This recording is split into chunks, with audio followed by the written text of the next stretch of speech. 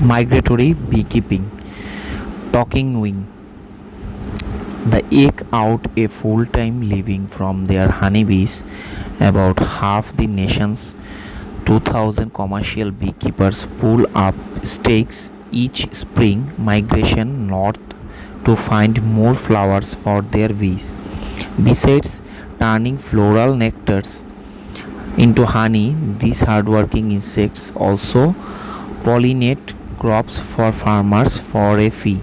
As autumn approaches, the beekeepers pack up their lives and go south, scrambling for pollination contracts in hot spots like California fertile Central Valley. Of the 2000 commercial beekeepers in the United States, about half migrate this pace of two ways, moving north in the summer and south in the winter. Lets bees work a longer blooming season, making more honey.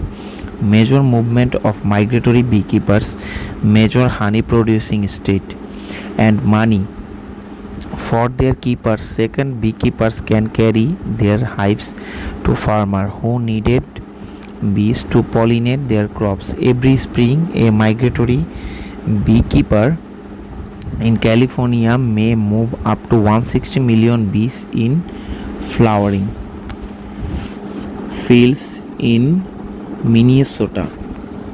And every winter, his family may haul the hives back to California where farmers will rent the bees to pollinate almond and cherry trees. Migratory beekeeping is nothing new.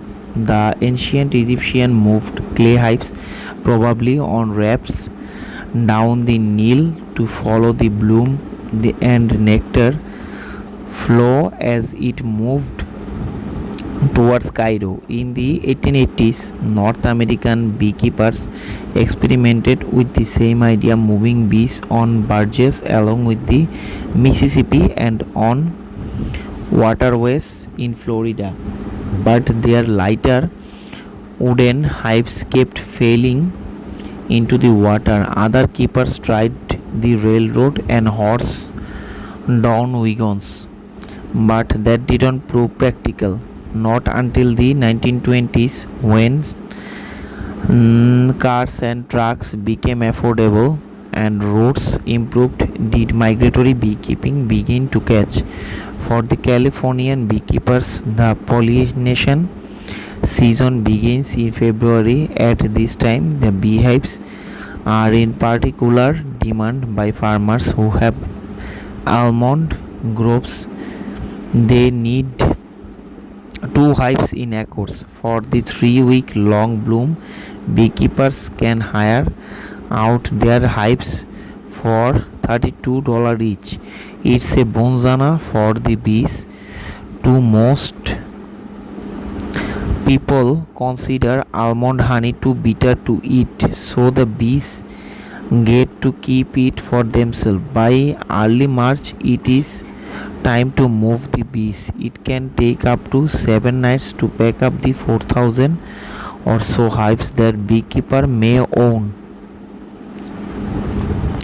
These are not moved in the middle of the day because too many of the bees would end up homeless. But at night, the hives are stacked onto wooden pallets back to back in the sets of four and lifted onto a truck. It is not necessary to wear gloves or a beekeeper's veil because the hives are not being opened and the bees should remain relatively quiet. Just in case some are still live, bees can be pacified with a few puffs of smoke blown into each hive's narrow entrance. In their new location, the beekeepers will pay the farmer to allow his bees to feed in such places as an orange groves. The honey produced here is fragrant, sweet, and can be sold by the unkept. Farmers are put in a carousel that sits on the bottom of the large stainless steel drum. The Carousel is filled to capacity.